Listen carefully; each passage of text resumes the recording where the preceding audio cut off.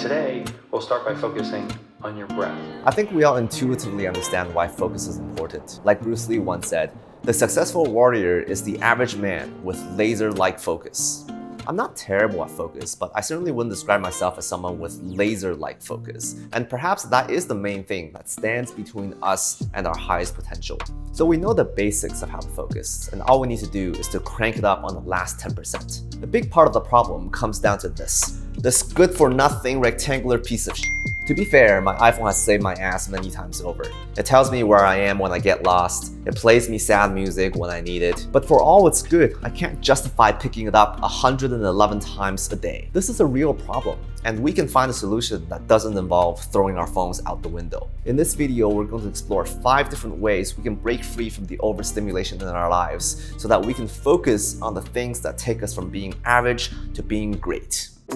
Block off intentional time for social media. Our true enemy isn't the phone, it's actually the trash that we load onto it. I can imagine TikTok being a big problem for people, but I've got other problems. Facebook, Instagram, even Facebook Messenger. I'm part of a few group chats that just won't stop buzzing my head off. I try to ease my way into digital minimalism with tiny hacks like do not disturb mode, or hiding your apps from the home screen, or setting up time limits, but none of them work. I use these apps so often they show up in Siri recommendations every time I swipe down on my screen. And even if I had exceeded my time limits, the screen time blockers take only 2 taps to penetrate. Whenever my brain has a spare cycle, it's just swipe, tap, tap, and we're back to square one. So here's what we can do instead. You can set up an intentional time for using your favorite apps, and for the rest of the time, you keep those apps deleted off your phone.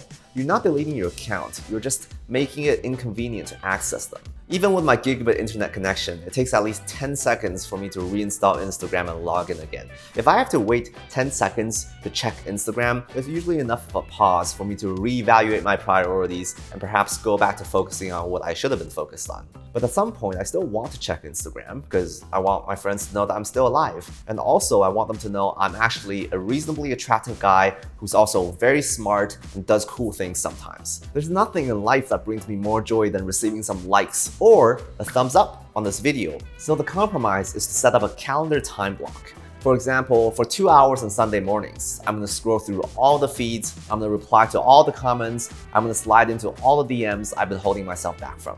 I do break my own rules sometimes, especially when it comes to Instagram stories, because when you have a story you want to share, you can't just wait an entire week for it. So I would reinstall the app, post the story, and then delete the app.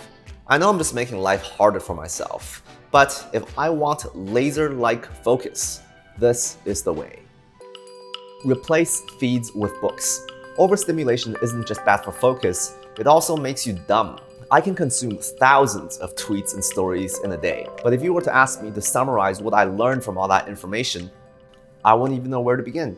This is the fundamental problem with short-form content. When you consume a series of fast-moving information that aren't necessarily related to each other, they tend to go in one ear and out the other because your brain doesn't have enough time to figure out where to put them. If you want to become smarter, you have to go back to consuming long-form content. I'm mostly talking about books.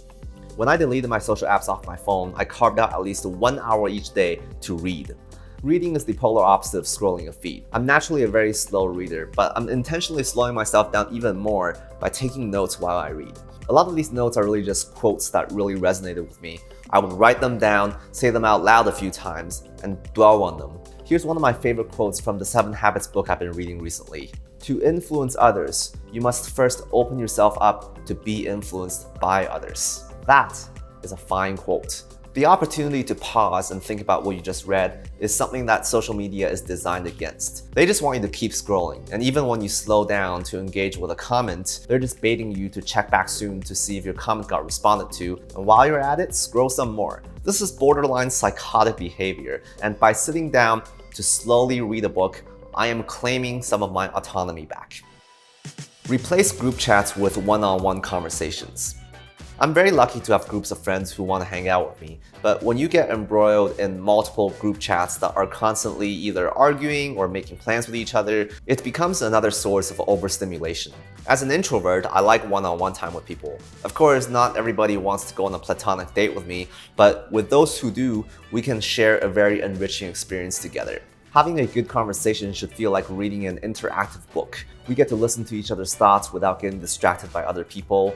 learn something new about each of our worlds, and build trust. It doesn't matter who your friend is, even if your friend is a hardcore extrovert, it doesn't make any sense for them to be like, let's fucking go in your face when it's just the two of you, because your energies bond with each other to create a harmonious environment for empathic communication. This is honestly a big problem in our overstimulated society. We feel lonelier than ever despite having access to thousands upon thousands of people both online and offline, because we forgot what it feels like to simply connect with a single other person. I will say, if it's someone you don't know very well, it can be difficult or downright awkward to ask them to hang out one-on-one, depending on your level of social comfort. I'm certainly not good at it, and I don't pretend I go out of my way to do that with strangers. But there are existing people I regard as good people that I want to continue having in my life, and I make a very conscious effort to catch up with them one-on-one every once in a while. Replace low-quality stimulation with physical exertion. Stimulation isn't all bad, it's an evolutionary mechanism. If you didn't feel stimulated by food or sex, you wouldn't have the motivation to hunt or mate. You would just starve or die. Our overstimulation problem is that our efforts are not proportional to our rewards. Hunting and mating are physically demanding tasks with relatively low chances of success. But when our internet connection at home is stable enough to guarantee our access to all the glory holes of the world, stimulation becomes too easy. Even though we feel good in the moment, we end up unhappy because the cheap stimulation feels fake. What we want are the real fruits of life. Engaging in physical hobbies is one of the best ways to reconnect with quality stimulation. I'm talking about things like crafting, hiking, dancing. You can't pay $9.99 for a premium membership to automatically become good at these things. You still have to work the work. Physical work is a full body experience. It requires you to focus, but when you're done with it, it's very rewarding. We need to train our minds to remember this feeling of only getting rewarded after we put in some serious focus time.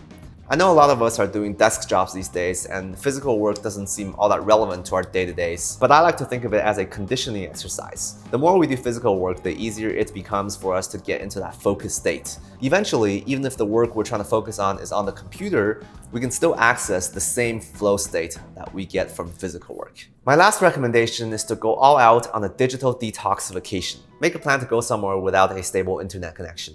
It's very hard to stimulate yourself when you don't have internet. Trust me, I've tried. There's a good chance you might become bored out of your mind, but when the withdrawal period passes, you will inevitably experience a peace of mind that is so rare in our hustle and bustle culture.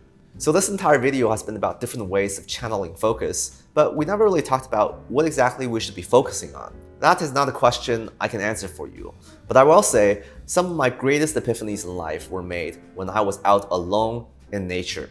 So if you make the move to withdraw from the internet and the world altogether for a period of time, don't be surprised if you come back with your next big breakthrough. My name is Alan, and I make videos about minimalism, finance, technology, and simple living. Check out some of my other videos if you like this one, and I will see you next time.